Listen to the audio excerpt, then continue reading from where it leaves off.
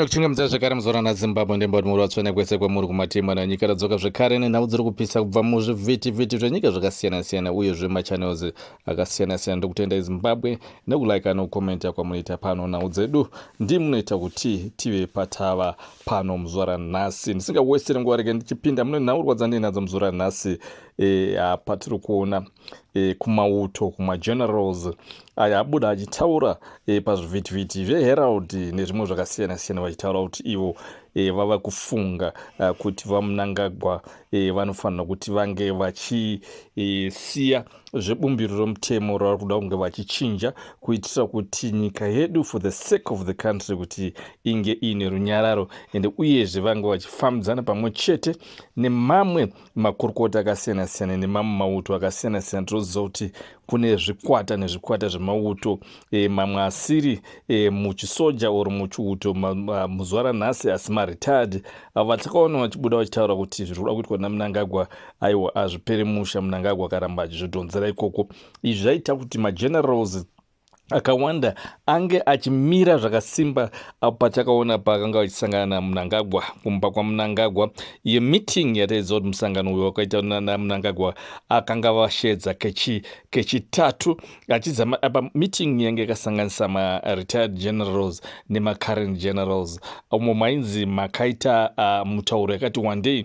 Remember also Vachiwenga also he was there also because semunhu also ari retired general, so he was also part of that meeting. Iyo meeting inonzi iyo vaMnangagwa vana kufara nayo nekuti magenerals mazhinji kunyanyanya zvainzi mashoko anga akaomarara anga achibva kumaretired generals.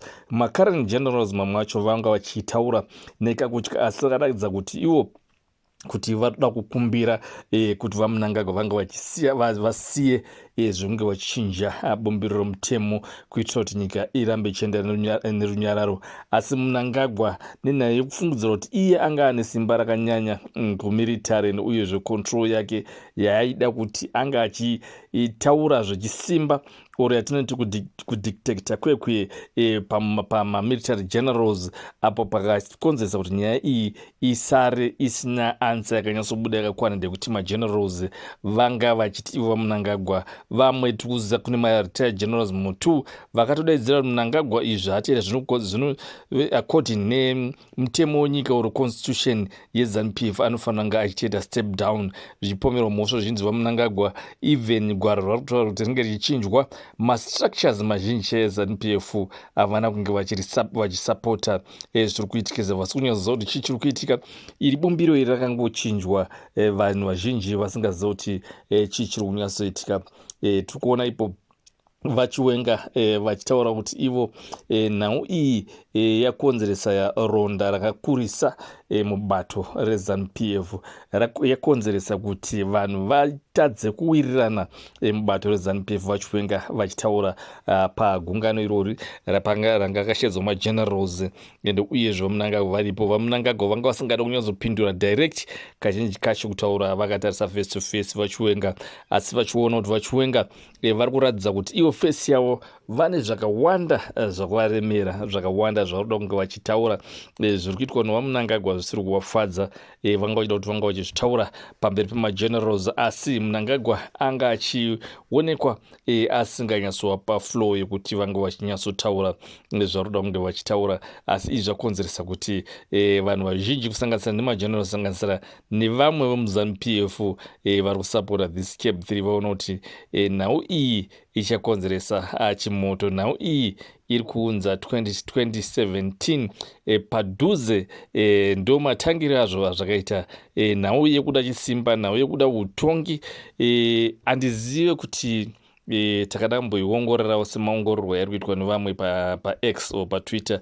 Mnangagwa chinhu chaari kunyatsoda chaicho chii kuachiva panze pokuti dakaita smart like as a gentleman, but no inini guys 2028 pakwana ini ndakurongedza mabhegi angu ndapedza aiita hero munyika yeZimbabwe, asi nenhau yekuti zvigananda zviri kumufurira matsotsi aya, matsotsi akatenderedza Mnangagwa ndo ari kukonzeresa kuti zvinhu zvirambe zvakaoma, ndio ari kuita kuti Mnangagwa ashaye maanswers ekupindura oro ekutaura ekuti vambomisa zveCAB 3 o vambomisa zvekuti bumbiro remutemo ringe richichinya, ndeyekuti Mnangagwa anenge achitodza kuna Taguri oro naWiki Nojivhayo, because those guys ndo vari pamberi, ndo vari kumutungamirira iye pacho zvake, nevana vaMnangagwa ndo vamwe vari kumutungamirira kusanganisira mudzimai waMnangagwa.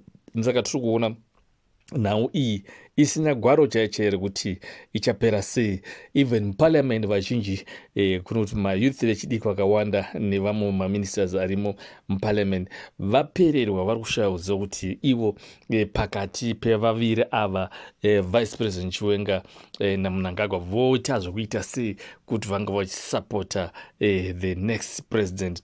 Asi izvi zviri kuoneka kuti izvo Mnangagwa nyango zvake akapa mabribes kuna vanhu vakawanda vari muparliament, asi metsi dzichiitwa nevanhu macalculations. Saka tiri kuona even kusvika muzuva ranhasi havasati vane sure yekuti vanokwanisa kunge vachiona 2/3 majority muparliament, nenyaya yekuti 2/3 majority dzakakura, dzakawanda.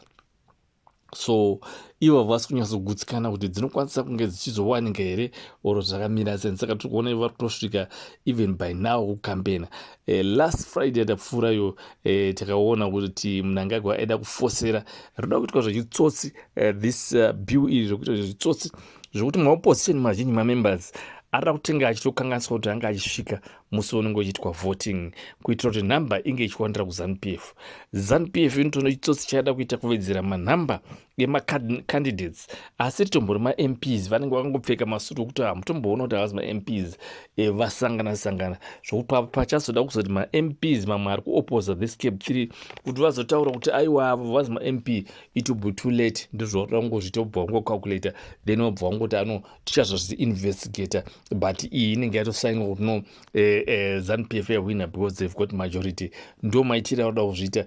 On top of that vakabhadhara also mari, so they are worried now zoti vanhu ava vachazotisapota here kwauta vachisapota. Saka tiri kuona vari kuunza maMPs asiri maMPs mamembers anenge akapfekedzwa masutu nehembe dzakasiyana-siyana kuti vange vachipinda vachivedzera nhamba iri kunzi ichaverengwa nezvigunwe kunzi inzi ndeipi yakawanda ndeipi shoma yaita 2/3 majority ndeipi, ndekuti pa 2/3 majority Mnangagwa nevanhu vake havasi kunyazoziva kuti zvinogona kubudirira here ora hasi kubuda. Saka tiri kuona pano utsotsiwo, vanhu vakawanda vamwe vachasungwa vachaadaptwa. Zuva iroro rinenge chiitika izvi kuchaitika zvakawanda zvokupreventa kuti maMPs anga achipinda muparliament. Vamwe vacharambirwa makadzi avo, vamwe vachanzi aiwa no imwe hamuna zvakati kuitira kuti zvinge zvichifevhera ZANU-PF. Ndo maitiro varikuda kunge vachiita iva. So ndapagara pakangwarirwa nemaMPs kana akachenjera, ndo murongero kuda kuita Mnangagwa kuti anga achiita